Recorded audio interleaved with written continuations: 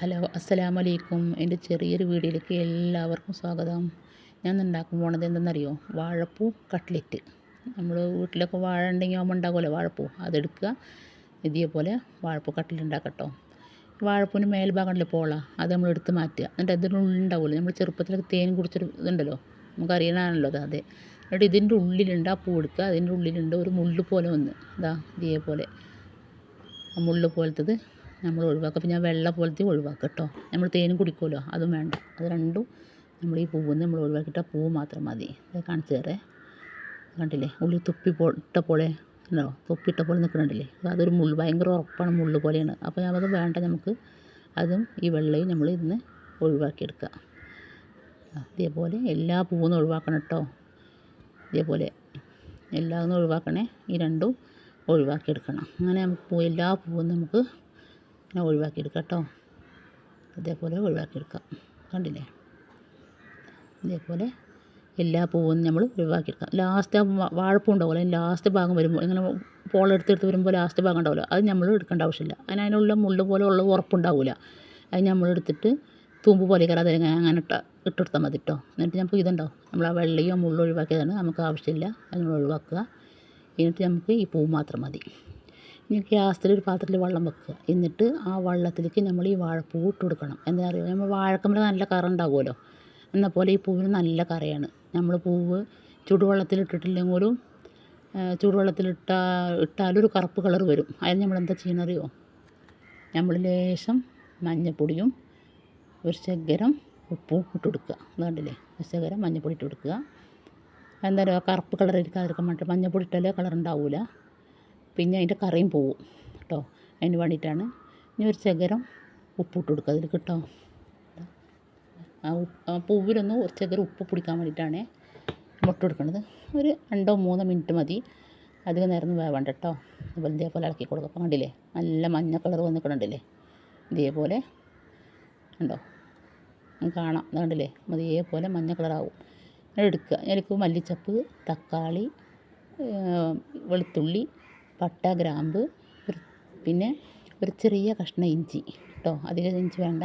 പിന്നെ ചുവന്നുള്ളി, പിന്നെ അതിനുള്ള പൂവ് കേട്ടോ, നമ്മൾ വെള്ളമൊക്കെ ഊറ്റി വെച്ചതാണ്. പിന്നെ പൊട്ടുകടല, അതാ നമ്മൾ ഇഞ്ചി, വെളുത്തുള്ളി, പട്ട, ഗ്രാമ്പൊക്കെ അരച്ചതാണ് കേട്ടോ. തക്കാളി, മല്ലിച്ചപ്പ് അരച്ചത്. ഇത് നമ്മൾ വാഴപ്പൂവ് മിക്സിയിലിട്ടൊന്ന് അരച്ചെടുക്കുക കേട്ടോ. തുള്ളി വെള്ളം പറഞ്ഞ് അരച്ചെടുക്കുക കേട്ടോ. ആ വേണ്ട, മഞ്ഞ കളറായിട്ട് കണ്ടില്ലേ. പിന്നെ പൊട്ടുകടല പൊടിച്ചത് കേട്ടോ. ഇതാണ് മെയിനായിട്ട് ഇതിൽ വേണ്ടത്. പിന്നെ മല്ലിപ്പൊടി ആണ് കേട്ടോ. പിന്നെ ഒരു പാത്രം എടുക്കുക. ഇതിലേക്ക് നമ്മൾ ആദ്യം പൂവ് അരച്ച് വെച്ചതുണ്ടല്ലോ, അത് നമ്മളിതിലേക്ക് ഇട്ട് കൊടുക്കുക കേട്ടോ. പൂവ് അരച്ചത് തുള്ളി വെള്ളം പറഞ്ഞിട്ട് നമ്മൾ മിക്സിയിൽ അരച്ചെടുക്കണം കേട്ടോ. തുള്ളി വെള്ളം പറഞ്ഞ് അരച്ചാൽ അതേപോലെ വരും. പിന്നെ മസാലകൾ, അതിൽ ഇഞ്ചി, വെളുത്തുള്ളി, പട്ട, ഗ്രാമ്പ്, മല്ലിച്ചപ്പ്, തക്കാളി, ചുവന്നുള്ളി എല്ലാം അരച്ചതാട്ടോ. അതിട്ട് കൊടുക്കുക. എന്നിട്ട് അതിലേക്ക് മുളക് പൊടി, നമുക്ക് എരിവിനനുസരിച്ച് മുളക് പൊടി ഇട്ട് കൊടുക്കുക കേട്ടോ.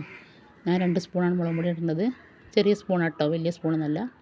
എരിവ് വേണമെന്നുണ്ടെങ്കിൽ നിങ്ങൾക്ക് 2-3 ഇടാം. പിന്നെ 1 സ്പൂണ് മല്ലിപ്പൊടി, അതും ചെറിയ സ്പൂണാണ് മല്ലിപ്പൊടി.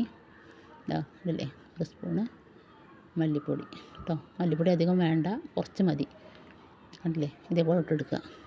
ഇനി ഒരു ശകലം മഞ്ഞൾപ്പൊടി. അത് മഞ്ഞൾപ്പൊടി ചേർക്കാൻ നമ്മൾ പൂവിൽ ഇട്ടതാണ്, എന്നാലും കുഴപ്പമില്ല, ശകലം ഇട്ട് കൊടുക്കുക കേട്ടോ. അതാ ഇതേപോലെ ശകലം ഇട്ട് കൊടുക്കുക.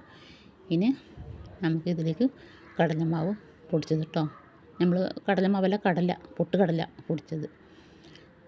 പൊട്ടുകടല പൊടിച്ചത് ഇട്ട് കൊടുക്കുക കേട്ടോ. എന്നിട്ട് നല്ല പിസഞ്ഞെടുക്കുക കേട്ടോ. ഇതേപോലെ പിനഞ്ഞെടുക്കുക. പൊട്ടുകടല പൊടിച്ചത്. പിന്നെ ചില പച്ചരിയുടെ പൊടി ഇടണം കേട്ടോ. അത് ശകലം മതി, ഇത് അധികം വേണ്ട. ഞാനത് പറയാൻ വിട്ടതാണ്. അങ്ങനെയൊക്കെ പൊട്ടുകടല തന്നെ പൊടിച്ചപ്പോൾ തന്നെ ശകലം പച്ചരി കൂട്ടിയിട്ടുണ്ടായിരുന്നു, പച്ചരിയുടെ പൊടി കൂട്ടിയിട്ടുണ്ടായിരുന്നു. ആ പൊടി നമ്മൾ ഇതിലേക്ക് ലേശം ഇട്ട് കൊടുക്കണം കേട്ടോ. ഇനി നമ്മൾ പിനഞ്ഞ ശേഷം വെള്ളം പോലെ തോന്നണമെങ്കിൽ ഒരു ശകലം കൂടി മാവ് ഇട്ട് കൊടുക്കുക. വട പരുവത്തിലാക്കി എടുക്കണം. എന്താ, നമ്മൾ അറിയില്ലേ വട ചുടുന്ന പരുവം എങ്ങനെയെന്നുള്ളത്. നല്ല ലൂസാകാൻ പാടില്ല. വട പരുവം നമുക്കറിയാലോ. അതേപോലെ പിനഞ്ഞെടുക്കുക, നല്ല കുഴക്കുക കേട്ടോ. ഇതേപോലെ.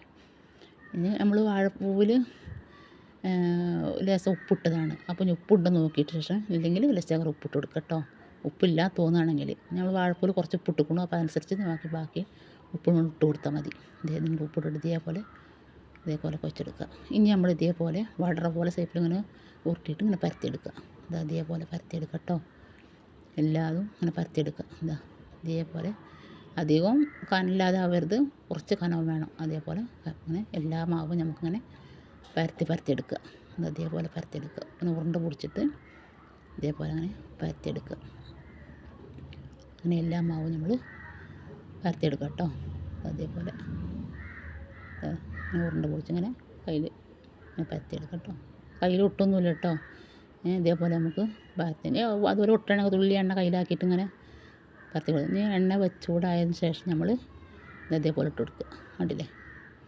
ഇതേപോലെ നമ്മൾ ഓരോ കട്ട്ലറ്റും ഇത് നല്ല രസമായിട്ട് കുട്ടികൾ വാഴപ്പൂവൊന്നും ഉപ്പേരിയുണ്ടാക്കി തിന്നാനും ബുദ്ധിമുട്ടാണ്, തിന്നൂല. ഇപ്പോഴത്തെ മക്കളൊന്നും അങ്ങനെ തിന്നൂല. അപ്പോൾ നമ്മൾ ഇങ്ങനെ ചെയ്ത് കൊടുത്താൽ കുട്ടികൾക്കും ശരി വലിയവർക്കും ശരി ചോറിൻ്റെ കൂടെ തിന്നാൻ ഭയങ്കര ടേസ്റ്റ് കേട്ടോ. അതേപോലെ പൊരിക്കുക. സാമ്പാറായാലും ഒരു രസമായാലും എല്ലാ ചാറിൻ്റെ കൂടെയും ചോറിലേക്ക് തിന്നാം കേട്ടോ. ഇതേപോലെ പൊരിച്ചെടുക്കുക. കണ്ടില്ലേ? മക്കൾക്ക് ചെയ്ത് കൊടുക്കുക. എല്ലാ വലിയവർക്കും ഇഷ്ടമാവും, ചെറിയവർക്കും ഇഷ്ടമാവും കേട്ടോ. വാഴപ്പൂവല്ലേ, ശരീരത്തിൽ പോയാലും അത് നല്ലതാണ്. നല്ലേ ഇതേപോലെ പൊരിച്ചെടുക്കുക. കണ്ടില്ലേ? നമ്മൾ ചിക്കൻ കട്ട്ലറ്റൊക്കെ ഉണ്ടാക്കുമല്ലോ, അതേ ടേസ്റ്റാണ് കേട്ടോ. വാഴപ്പൂവെന്ന് തന്നെ അറിയില്ല, നല്ല ടേസ്റ്റ് ഉണ്ടാവും. ഇതേപോലെ ചെയ്ത് നോക്കുക. നിങ്ങൾ ചെയ്ത് നോക്കണം കേട്ടോ. വാഴപ്പൂ ഉണ്ടെങ്കിൽ അതേപോലെ ചെയ്ത് നോക്കുക. പൊരിച്ചെടുത്ത് കണ്ടില്ലേ? കണ്ടോ?